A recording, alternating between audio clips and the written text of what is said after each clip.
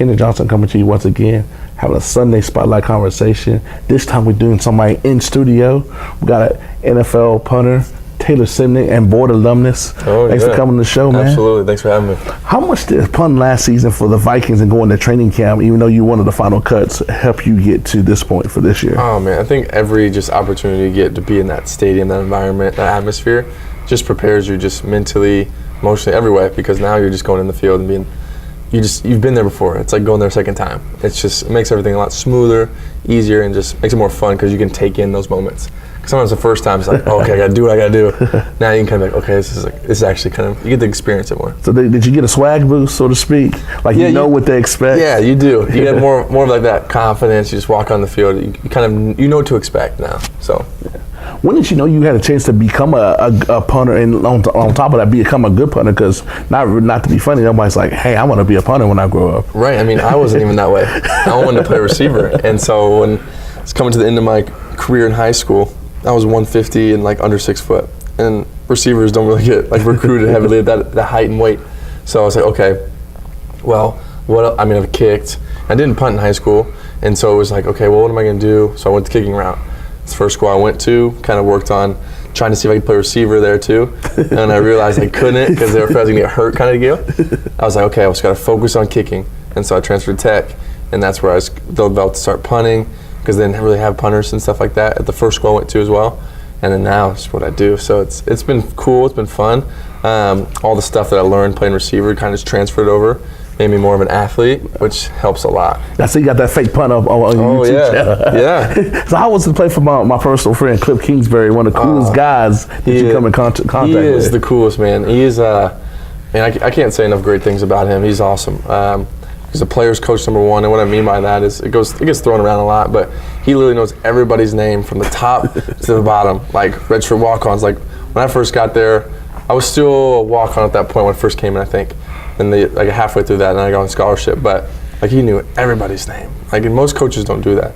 They know all the scholarship guys or the guys that recruited. Yeah. But they knew every coach's name, every GA's name, like everybody full name, not just like, hey Taylor. It's like, you know, the whole, like, Taylor Ross, they know the whole thing.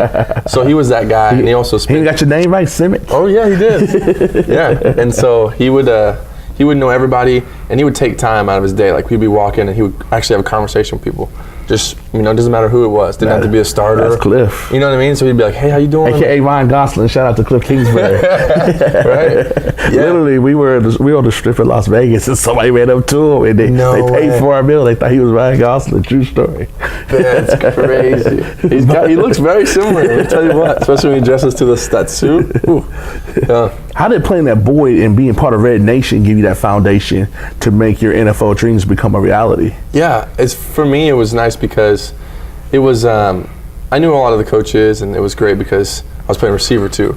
And so that kind of transition between the two allowed me to develop as a kicking on the side of my own and kind of thing like that. Because there's not really kicking coaches in high school that much. Yeah. So I got to work on it a lot myself, but also developing as an athlete made me an even better kicker. And so that's what I attribute a lot of my success from growing up in that, because that always pushed me, and all I had to do was just transfer it over to a different specific, skill set. Yeah. Who's somebody that you model your game after? Because people like, hey, I want to be the next Tom Brady. Nobody sit there and say, hey, I'm going to be the next such and such. Yeah. That's a punter. Or even kicker. I'm going to be the next Dan Bailey. Right. And so I've actually had the privilege of working with both of these guys. But I kind of model it after Marquette King, who's out at the Raiders, now he's at the Broncos. Are you going to be dancing too? Oh, man, I don't know if I can do all that. He's good at it now. And then Morstead is still the Saints. And so I kind of like to do both of those. Morstead's a real scientific guy. He's really down to the details, all about just like the very mechanics of punting. And then Marquette says he's just a freak athlete, right? And he's got a lot of distance hand kind of deal. And so it's just kind of mirroring the two, making it scientific but using my athletic ability and combining them. And so it's fun to watch both because they're both good at their craft, and so just applying it to myself. How do you think that spring league experience with Johnny Football bring all that attention? He's on our team too. That's crazy. How's it to hang out with him, and also how did that on the field? How did that help you get that tryout with the Giants that kind of got you on the path to being an NFL football player? Yeah, Johnny it was cool. We got to hang out a little bit here and in between meetings and things like that. He's a real down to earth guy, real cool, real laid back. So it was cool getting to hang out with him. And then from the spring league, it was an awesome setup how they did it.